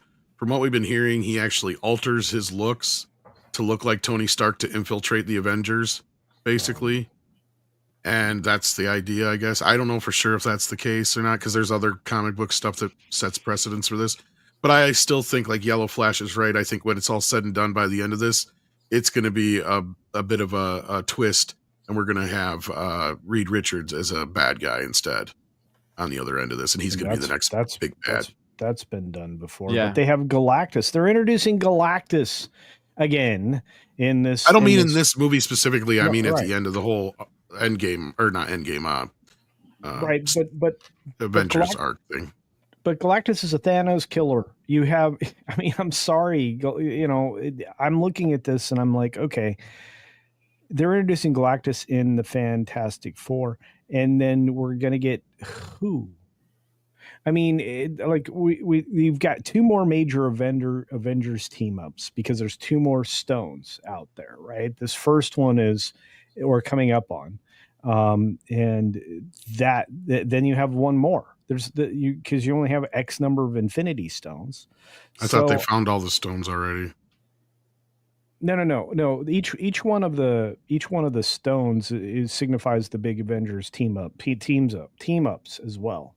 So, and the colors of the stones actually correlate with the Avengers films. If you look at how that breaks down, but regardless, I'm looking at this as something that is destined to fail. You're right. Stark's probably only going to get 2 more of these under his belt, and that's, again, I'm going to say Robert Downey Jr., not Stark. And look, if you destroy the character of Stark completely, you're just proving our point, and that's what we want to do with the Doom thing. I think he'll be the big villain. Like, because you don't have that actor and pay him that much money without him he will be the big villain. Like, that's why you might have Galactus introduced in Fantastic Four. But I think if anything, if they were smart, which they're not, but if they were smart, it would be kind of like okay, you're barely scratching the surface, Galactus. He's like, kind of like you're barely getting in, but like the real presence has not yet been seen in that movie. So that way you can have the whole Dr. Doom thing set up and run with that for a couple movies. I think Marvel should have just spent $30 on a bootleg copy of the Roger Corman Fantastic Four. Yeah, the Corman. Yeah, it was good. Because the money's not there. Like, kind of adding on to that too, right? Like with the family dynamic, I think it's because they're stuck in their old ways, but also in their mind they said, oh, here are a bunch of characters that are already a family, so it's teams, right? It's all about the teams. The team movies are the ones that do well, right? If you have just the single characters, those don't do as well. But if we have a clear team together, that'll do it. But I mean, they've just never really been huge films, right? The first film, when you adjust for inflation, 2005 film, $568 million. Rise of Silver Surfer, that adjusts for inflation, $481 million worldwide.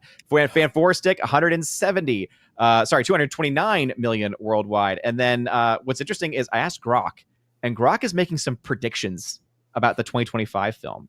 And I find them intriguing, okay? Because it's saying the domestic opening weekend for Fantastic Four will be $87 million. Yep. Sounds about right. And that the total domestic will be around 320. I think it's a bit bold, but that's what it's saying. And that the worldwide gross will be only 783 million. Now, again, that's interesting. It'll be interesting to see if that actually comes true. But here's the funny part. The budget, it's saying 400 million. Now, again, I don't know where Grok's getting that information from, but that doesn't sound too far off from what MCU is doing these days. And so if those numbers end up coming true, guess what? That's still losing money. Yeah. Does that budget include marketing? That is not marketing. Nope. Yeah, I don't know how Grok is drawing that up, but I mean, I get... When I asked for it, I was like, wait a minute. How are you giving me 2025 numbers? The movie hasn't even come out yet. I could believe a net cost of 300 million production on a movie like this. It just knows. Yeah. It'd be interesting. But I mean, look, the problem with it, I'd love to see it. I mean, get that high because that would be impressive for a Marvel movie these days. Because it'd be twice the budget of Superman on top of it all. Yeah. Yeah. I don't see. Look, Disney looks at this and they go, okay, Pedro Pascal, we're putting him in everything. You've got The Last of Us season 2 coming out that'll be running a couple of months before this movie comes out that he's also going to be in. You got Vanessa Kirby, who, look, I love Vanessa Kirby, but she'll be in Mission Impossible Dead Reckoning that'll be coming out a couple of months before the Fantastic Four movie. So yeah, I feel like Hollywood tries to time these releases with popularity of characters. Stranger Things season 5 will be coming out with what's his name that's playing Johnny Storm in this thing. Be coming out around the same time this summer that this movie's coming out. So they're looking for a lot of these little celebrity tie-ins to go with this casting. But the problem is that nobody cares. Yeah. Nobody cares. Yeah, it doesn't work. I mean, we've seen this, and I know we're going along in this segment, but I've seen this coming for a while. The casting based on the social media following is a misguided effort by Hollywood to think that it actually that translates from one to the other. It just doesn't. No. You can be popular in two arenas, but just because you're popular in one doesn't drive an audience. I mean, otherwise, the Zegler Snow White film would have overcome all the tragedy that was forced upon it by Rachel herself. So I'm not believing that. And I don't think any of this other efforts work as well. I mean, you might get a little bump from each of these things, but it's not going to make this a blockbuster film. And what's funny is I agree with Grok. I think that this thing is doomed in a way that I can't even imagine. I still can't imagine you spend $370 million plus on Snow White. So, I mean, let's get that through our heads. Yeah, the salaries of each of these actors has to be astronomical. The cost of, I guess, rumored reshoots, is somebody else hearing that other than me on the Fantastic Four film? Am I the only person that heard that? They reshoot everything over there. I mean, it just depends to what degree. Are we talking about, kind of a normal, every movie does a couple of 2 or 3 weeks of pickup shoots to change a line they didn't get the lighting right versus, doing 1, 2, 3 months of massive script rewrites, changing in act 3 and, I don't know. When I say reshoots, I'm not talking about pickups. I'm talking about like Marvel stuff usually. Yeah. I don't know. Yeah. I mean, you'd presume, right? You would think so. Hey guys, let's get to some super chats real quick. We have Darth Maul's lower half for €2. VR, has the Hulu deal actually been finalized? They're still waiting on apparently a final pricing. I mean, the estimate now is, Disney wrote the check already for the base. They knew the minimum final payment was going to be at least a floor of $8.5 billion. They wrote that check to Comcast, 2 years ago now? Yeah, almost. They wrote a check to Comcast so that Universal Studios could build Epic Universe and take out Disney, which was hilarious. Yep. Disney paid for their own demise in Orlando with that check. They still owe them another $5 billion by the estimates on the top end. I don't think anything has been completely finalized yet in terms of payment. They're still waiting on that third-party valuation, and they're still negotiating, arbitrating behind the scenes. Well, we're not waiting on more super chats, so we got Fun with Collecting for $1.99. Chris Evans carried those F4 movies. I don't know about that. I remember at the time Chris Evans wasn't very well known, but Jessica Alba, Smoking Hot, Ian Gruffalo, he's an underrated actor, and I really like Michael Chiklis. I thought he did really well as the Thing. The problem was the director and the writers of those movies. They just, they got Doug Jones as the Silver Surfer. He's awesome. So there's just a lot of good casting, but not very good writing or direction, in my opinion. Jessica Alba's tits carried those movies. Okay. Come on now. Wasn't that Evans kid in that Pilgrim movie? Yes, he was, but he wasn't a big part of it. Mark of Reality for $2. Shalabal is a 4th tier character. I believe that's the female Silver Surfer that they're using for this movie. Okay. Hopefully, when they get to Earth proper, Norn Rad is the Silver Surfer. More people know who Shia LaBeouf is than Shalabal. It's also true. Exactly. That is true. Eric K for $1.99. The Silver Surfer is Norn Rad. End of story. Yes, Eric K. Agreed. And Eric K for $4.99. It seems strange for them to introduce Fantastic Four after all they've been a team for 20 years. All the actors are 15 to 20 years too old. So, yeah, I guess so. But it is an alternate Earth, so who knows what happened there. That's the excuse for everything. It's multiverse. We can do whatever we want. It doesn't matter. That's lazy. Just lazy. Doesn't account for just killing off all the storylines that actually people fell in love with. And you're going to have a whole audience that's going to be lost on who these people are. Mm-hmm. Indeed. And fun with collecting for $1.99. Eric K. and the rest driving to Vegas. Drive safe. Yes, everyone. If you're coming to Vegas, just be safe. Now, guys, I have an important show-keeping announcement to make. We have hit $71 in super chats. And so according to Valiant Renegade's challenge, we have $29 more to go to get the epic beard rubbing between and Culture Casino. It's happening. So just $29 away from that. Just have to put their windows together. Exactly. And we're nearing the end of the show. So there's a closing window with which to hit that $29 to get the beard rubs. Oh, those beard rubs. Yes, indeed. Is it going to be like a fusion dance type situation? Exactly. Digital beard rubs. I'll put you next to each other. Figure it out. All right, guys. So we talked a lot about, budgets for big movies. And somebody who doesn't like these big budgets is James Cameron. And his solution to it is to figure out a way to streamline Hollywood production using AI to reduce the cost of these huge budget movies without losing the jobs that come along with them. And it's kind of an interesting thing because I don't know if you guys know this, but James Cameron's actually on the board of, I believe it's called Stable Diffusion, that company that does that. And he's always been a very tech forward type of filmmaker. Like he's very innovative. And he sees AI as the future. And basically, he was on a podcast called the Boss to the Future podcast recently. And he says that if blockbusters are going to survive, they need to cut the cost of visual effects in at least half. And this is his quote. He says, "My goal was not necessarily to make a shit pile of money. The goal was to understand the space and understand what's on the minds of the developers. What are they targeting? What's their development cycle? How much resources you have to throw at it to create a new model that does a purpose-built thing. And my goal was to try to integrate it into a visual effects workflow. And it's not just hypothetical. If we want to continue to see the kinds of movies that I've always loved and that I like to make and that I want to go see, like Dune Part 2, or one of my films, or big effects heavy, CGI heavy films, we've got to figure out how to cut the cost of that in half. Now, that's not about laying off half the staff at the effects company. That's about doubling their speed to completion on a given shot, so your cadence is faster and your throughput cycle is faster, and artists get to move on and do other cool things, and then other cool things, right? That's sort of my vision for that.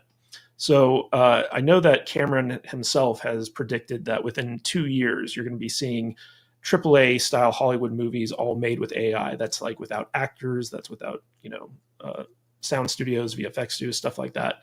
And he might be right about that. But I want to throw this to Odin first and foremost. So Odin, if James Cameron's right, could AI actually save jobs by making Hollywood profitable again, or will it expose how lazy Hollywood has become? Oh boy. Yeah, I mean, depends on how it goes. I personally, and this bias of mine is well known on my channel, I cannot stand James Cameron. I think he has destroyed filmmaking in so many ways. The first Avatar film led to a series of years, abysmal years, where every film was being released in 3D, was being post-converted to 3D, all this random crap being put out in 3D, and it was mind-numbing. And every time he comes out with a movie now, it's only Avatar, right? That's all he does now. And every single one of them is completely worthless as far as actual story is concerned. There's nothing moving about the films themselves, and everyone always says, "Oh, but they're so pretty. They're so pretty to look at. Oh my gosh, it's such a pretty image. I love it. It's so cool." And I'm like, "Are you kidding me?" Like, it looks kind of like the content you see on Best Buy TVs, where it's like everything's at high refresh rate. It's like, oh yeah, it looks kind of nice, I guess, but there's no actual soul to it whatsoever. And so I don't trust him really when it comes to this stuff to do it as well as maybe he's thinking, because I think that he'll be intending that good thing, right, to try to save jobs and save on money too, but it'll end up backfiring and it'll end up taking away the jobs that he is claiming to, likely be saving. So yes, you might be able to reduce the budgets with it. But even AI, right, has budgetary costs, because this was the same issue that CGI had, right?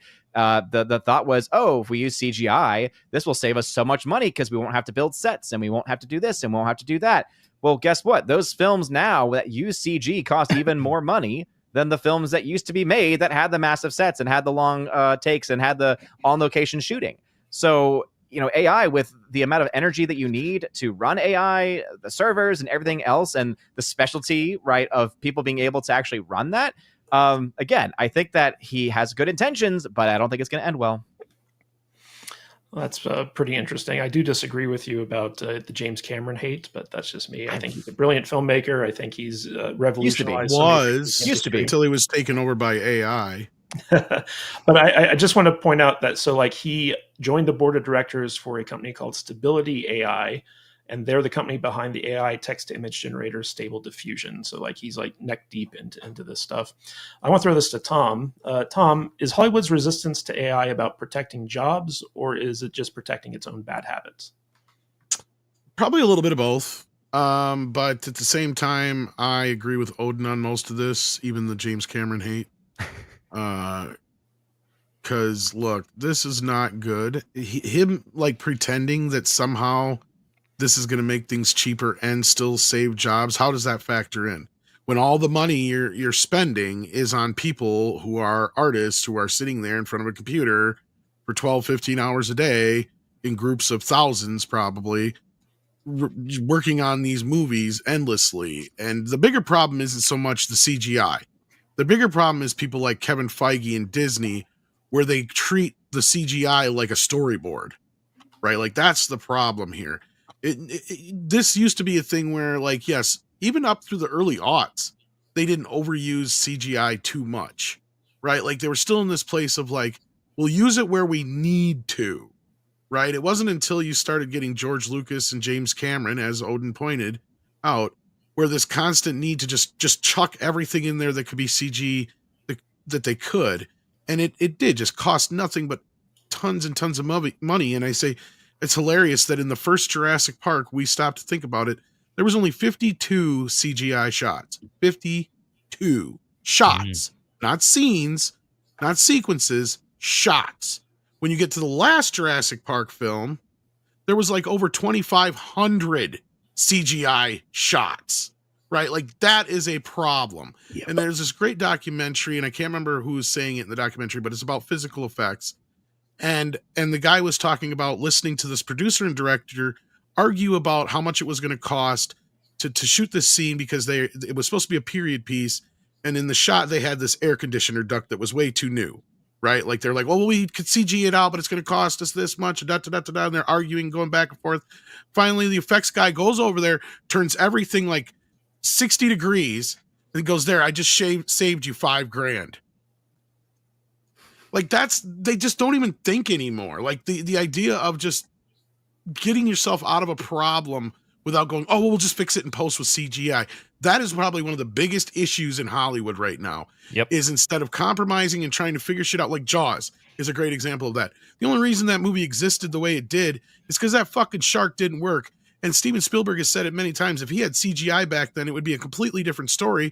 And I would argue it would just be alongside all the other Sharknado movies and everything else that we have today, because it wouldn't be any different. Because from that opening shot, you'd have a shot of the CGI shark coming up from underneath the girl, and there'd be no mystery to it. And we wouldn't care about the characters as much, because it'd just be another hokey shark movie, right? That's the problem where we're at now. All these movies are just another hokey CGI fest. Right. And that's where Cameron is completely insane if he thinks that this is going to be any kind of good thing for the industry in any way, shape, or form, because you're basically taking the art form out of it, because it's not even really AI yet at this point. It's not creating anything. It's not doing anything on its own. It's just doing what you tell it to do. You're feeding it information. It's just spitting stuff out to you that's fed to you. So it's more like simulated intelligence, and it's really only going to give you what it has. And this is where I keep telling people, this is why AI has that uncanny valley problem, probably more so than anything else, because it's using the stuff that we've had for the last 30, 40 years for movies and stuff to go off of when it comes to all these fantasy things, right? When we tell it, I want to see Elf driving a car down Main Street, right? Well, so it's just going to make Elf look like in the old TV show, because that's what it has to reference. It doesn't have anything else. And this is another reason why I think a lot of the CGI looks like shit nowadays, is because a lot of these kids that are doing it are referencing CGI from 20 fucking years ago, and they don't know how to make stuff look real anymore, just like we forgot how to get to the moon. Right? Like, that's where we're at right now with this shit. And so instead, everybody's like, well, I'll just rather just tell a prompt to do it for me. And sure, it could spit you out something that facsimile looks like whatever you're trying to fucking do. But at the end of the day, is that really art? Or is that just me telling a computer that I want to watch Avatar with me in it? Right? Like, that's the big difference, though, nowadays versus, I mean, like you said, you got the kids, the talent level in Hollywood is a tiny fraction overall of what it was 20, 30, 40 years ago, a teeny tiny fraction, and it's very evident in the shows being produced. And Mr. Renegade, I want to ask you along those same lines: is AI the tool that finally breaks Hollywood's addiction to $300 million budgets? It can be. It can be, provided that the people, as Tom correctly pointed out, this is a shit in, shit out proposition, right? You can use AI to your advantage. I had a long conversation with Shad Brooks about this on Night's Watch a few weeks ago when I was on his show. And he loves using AI to create art and images, but Shad's an artist. He knows what he's doing. And that's the difference, is that when you have talented people with care that take the time and care, they can put it in there. They can make something look truly beautiful, versus the 20-year-olds and the 30-year-olds that have no talent whatsoever, that thinks a Jackson Pollock painting with a bunch of splatters on it is beautiful, exquisite historical artwork and stuff like this. No, they're gonna create trash. So AI is not automatically an answer or a solution to Hollywood's problems. It is a tool. It is a tool. But if the person manipulating the tool is not a talented artist, then it's not going to help. It's like, if I went out and somebody put me into a Da Vinci machine in a surgical environment, in a hospital room, in an OR, I'm not a physician. I mean, the Da Vinci machine is an amazing tool to go in and do laparoscopic surgery. I don't know what the hell I'm doing, right? You need a highly skilled professional manipulating that tool. AI is no different. But they're going to have to go back to the idea of, wait, we have to start with telling a good story first. Because, I mean, even in the photography world, you look at teenagers that use Instagram filters and all this kind of stuff all the time. It's the same thing. When I was doing a lot of portrait photography on the side years ago, I would have moms show up. The kids would show up. They'd be in their dance outfits, whole weekends of shooting, dance photography and all this. Some of them would show up. Their hair was a mess. The makeup was undone. And I had several of them, the moms included, going, oh, you can just take that out, right? When you do the editing after. And I'd finally look at them and I said, sure, it's going to cost you an extra $100 per shot. They took the kid home and came back and did the makeup. It's the laziness nowadays of, oh, you can just fix it in post, like we're talking about. The laziness aspect cannot be a thing. You have to have real artists and people that are prepared and want to do a good job up front in order to make AI successful for Hollywood. Otherwise, forget it. Well, it comes down to the problem of OSVP to begin with. Anytime you shoot on the volume or whatever you want to call it, one of these virtual stages, these sound stages that are made up entirely of screens, the world is fuzzy on the edges.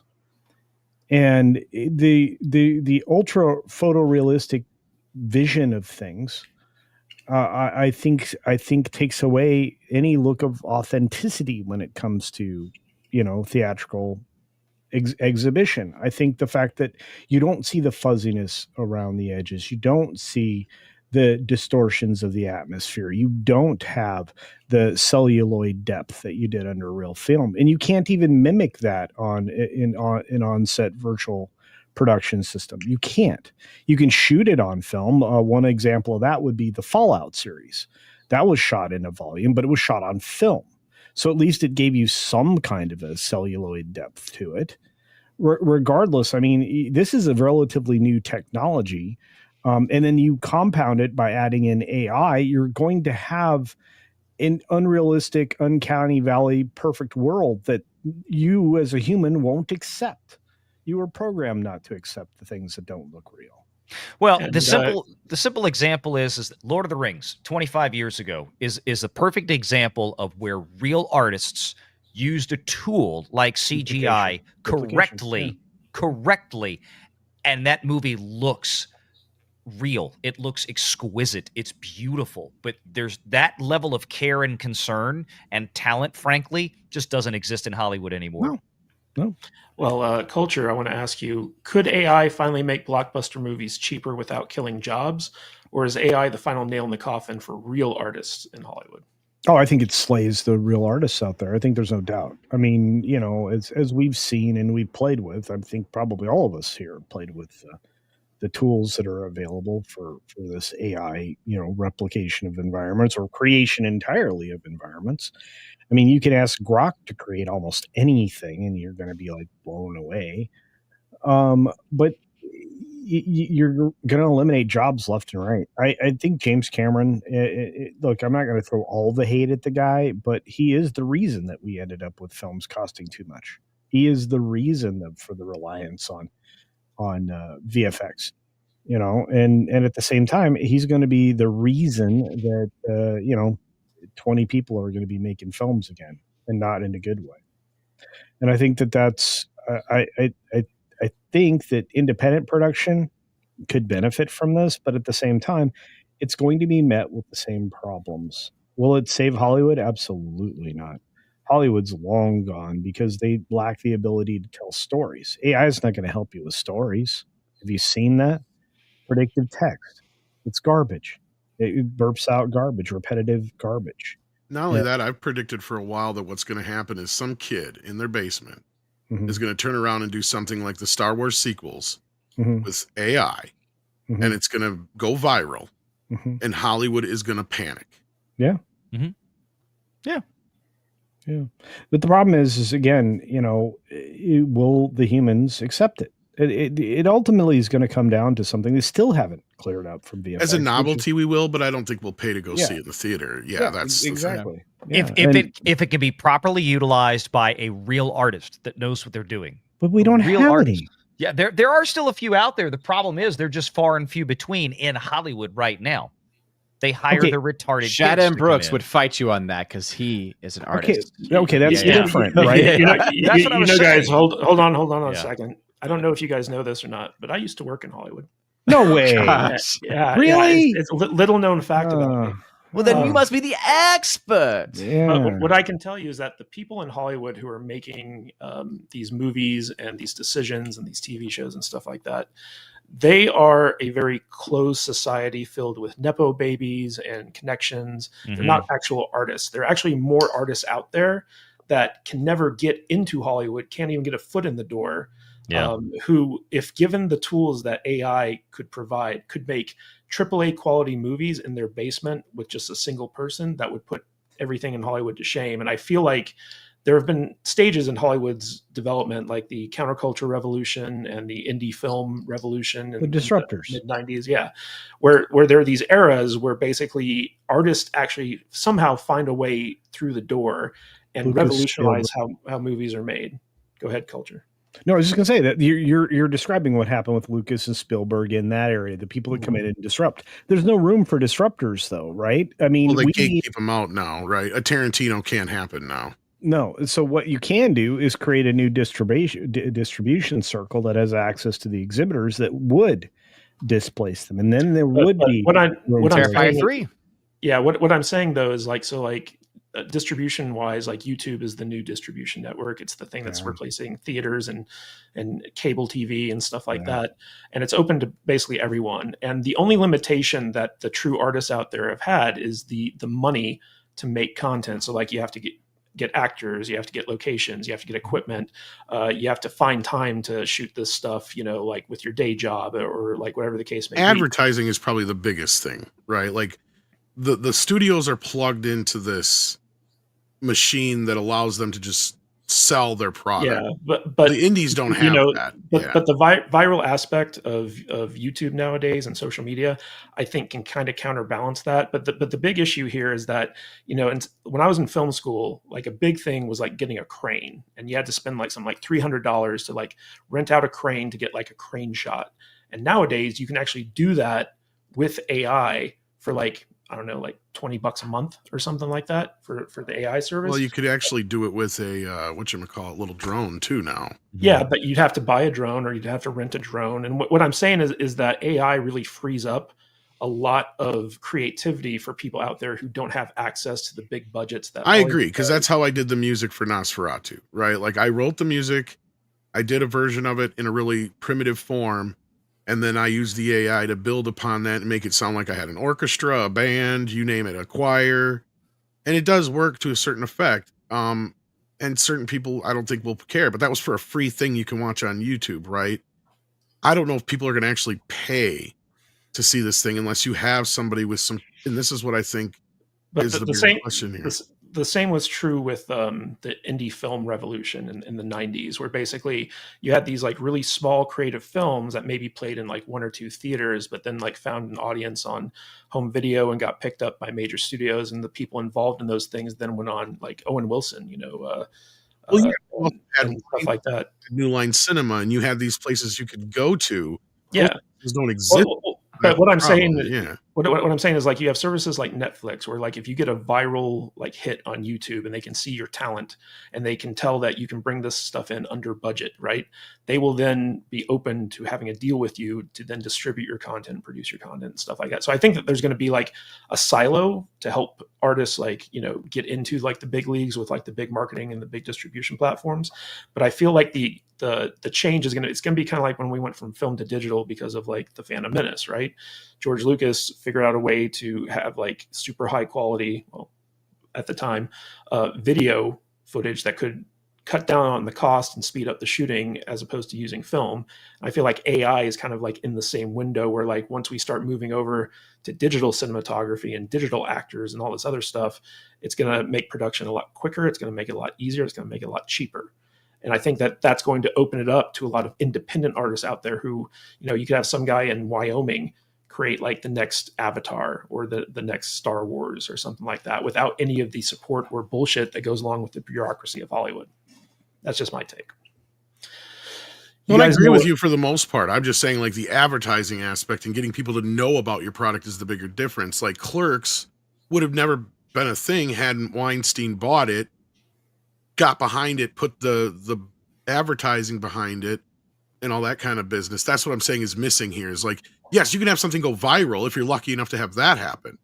Right. But what about the 99% of the other people that can't get people to watch their shit because they don't know they exist? Right. That's what I'm talking about. I'll tell you this much, Tom, is like, you know, even advertising has been opened up because that TV show on Netflix, Norseman, right? The way they got that to blow up virally is they took some of the funniest clips from their show and they bought Facebook ads where they basically bought like, you know, video advertising on Facebook to get their audience aware of the show and then go watch it on Netflix. And then Netflix noticed the influx of popularity and they renewed it for like 3 seasons. So there is a way for low budget filmmakers or indie filmmakers to effectively market their stuff nowadays that didn't exist maybe like 10, 20 years ago. So there's a lot of stuff going on there too. But you know what else we got going on? Our super chats. We got Brian from the Popcast for $5. I missed one show and you replaced me with a better beard. Culture. Also, I missed VR. The fuck? Yes, Brian, this is what happens when you let your wife, you know, prioritize. Culture's a hell of a lot more queer than you are too. Well, he's definitely better looking. All right, Nick the Greek for $1.99. Avatar is horrible, and it is actual brain rot. Yeah, Avatar is not my favorite James Cameron film. I'll give it that. R2D Bot for just $5. Thank you, R2D Bot. We got Nick the Greek for $4.99. Cameron gave the go-ahead on the quote-unquote modern Terminator movies. He made a lot of great movies, but he sucks now. I think he gave the go-ahead because he didn't want a better filmmaker to come in and outshine his movies. So that was my take on that. But yes, you are right. The new Terminator movies are definitely bad. Tom, I need your voice for this. For Some Young Guy Fat for $1.99. I have nothing. Oh, it's the Chinese voice? Yes. I have nothing if I don't have something. Okay. Something. Hemorrhoid Hurts for Australian $2, who is up way too early to be watching this show. Good morning. Coffee time for me friends. Thank you, Hemorrhoid Hurts. Always good to see you. We got Fun with Collecting for $1.99. AI Karen trailer is better than most in the last 10 years. I'm not familiar with AI Karen. That's pretty funny. They showed it on Film Threat a couple times, and it's pretty great. Nice. And then we got Nick the Greek for $1.99. Tom, when can we expect your AI Gremlins 3? Ooh. Never know, although we're getting the real thing now, I guess, sadly. All right. Yeah. Heard about that. That and Goonies, right? Ooh. Yeah. All right, guys, we had a lot to talk about today, and we talked about it. And I want to say we only got $96 in Super Chat, guys. So no beard. I was ready to rub the beard. You guys let Valiant Renegade down. He set this challenge, and it just didn't happen. I had to try. But that's okay. That's okay. Gosh darn. Next time he comes on, maybe we'll hit that goal. All right. Odin of OMB Reviews, Odin the Purple, the King of Pineapple Pizza, and the Lord of the Shelves. Any final thoughts, and where can people find more of you? Yeah, my final thought would be also don't ever forget about and I mentioned it, right? Terrifier 3, right? It just shows you that, hey, if you have the willpower and a product that people actually want, you can absolutely make it on your own without the Hollywood system, distribution network, etc. So I think that is something that needs to be taken into account also. But you can find me over at OMB Reviews on YouTube, on Rumble, on all the different locations, Twitter/X for box office analysis. 3 p.m. Eastern on Sundays is when my box office breakdowns tend to go live, and then articles over there sometime between 3 and 7, depending on when the editor can get those up. So check out geeksgamers.com for my articles. Awesome. And Valiant Renegade, after months, dare I say years of hostile negotiations back and forth, how was your first appearance on Salty Saturdays, and do you have any final thoughts, and where can people find more of you? Glad to be here. Thanks for having me on. I do stuff on YouTube. That's it. Sundays and Wednesdays I do a live show, and there's some clips and stuff in there. I don't know.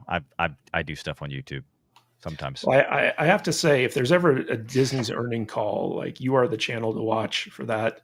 And also earning season coming up. Yeah. Greg Gutfeld's apparently a big fan of yours as well. He is.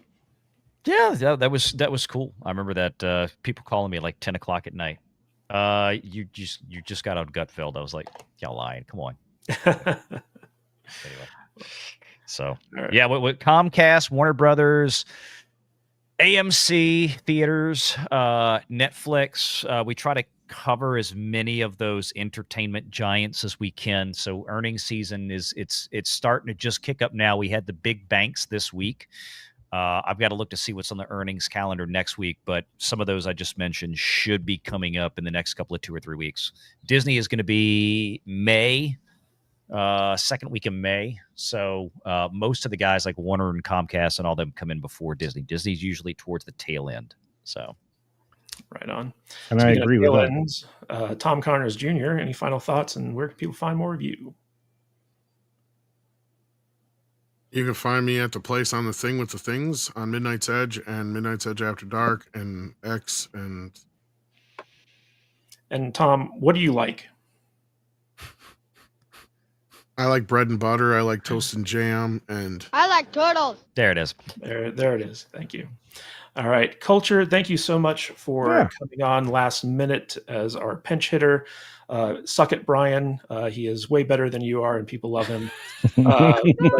Culture Casino, any final thoughts, and where can people find more of you? Oh, I've had a great time being among these amazing minds. You can find me on YouTube, Rumble, Odyssey, Minds Getter, and X, formerly known as Twitter. Please follow me in all those places, most especially on X and on YouTube. I'm just crossed 37,000. I'm playing catch up with too many people right now. I'm trying to catch the girls from Force of Light, that didn't work out. I don't know. This Valiant guy went blowing by me. I don't know why. He's somehow, Caroline Reed thinks he's hot. What? Valiant blew you? No, that's not what I said. But I do know this. I will be seeing many of you in Vegas next week, and I'm very excited about that. So. Yes, I'm looking forward to everyone coming to my beautiful crime-riddled, super hot town. And when I say super hot, I mean by temperature, not by coolness. But it's going to be fun to see all the people coming in. Our studio is going to be being used constantly, so that should be interesting. But guys, I have breaking news. Tom, do you have any breaking news sound effects?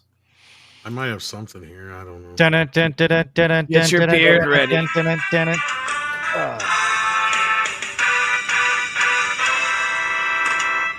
Guys, we have hit the $100 super chat goal thanks to Valiant Renegade. I hate you so much. But for those of you who think that that's cheating because Valiant Renegade was the spoiler, we also have R2D bot for $5 and Fun with Collecting for $4.99. So we have hit that $100 mark. So we're going to try a virtual beer rub here. Okay, so we're going to change the aspect ratio, and we're going to remove some people so that we can get.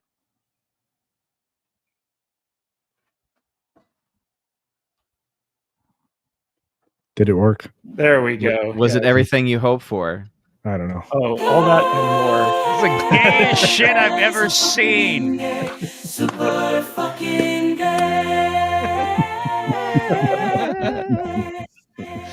Tom, what app do you use for that again? I made that with Suno. Yes, he used an AI tool. I did. That's going to replace musicians all over the world. Yes, you're costing musicians jobs, Tom. So Well, I still sing on some of the songs. I feel just ashamed use of it it. to make music. Indeed. All right, guys, I want to thank everyone who gave us super chats so that we had that epic beard rub. We have Mexican Iron Man, Mark Daly, Some Young Guy Fat, Mizard, Mark of Reality, John Yulden, Nick the Greek, Kaliki Oki, Darth Maul's Lower Half, Fun with Collecting, Eric K, The Popcast, R2D Bot, Hemorrhoid Hurts, and of course, the man, the myth, the legend, Valiant Renegade. Thank you guys so much for your support. It really means a lot to us. And guys, thank you so much for tuning in. And be sure to check out next Saturday's stream. Same salty time, same salty channel for more Salty Saturdays. And until next time, stay salty, my friends.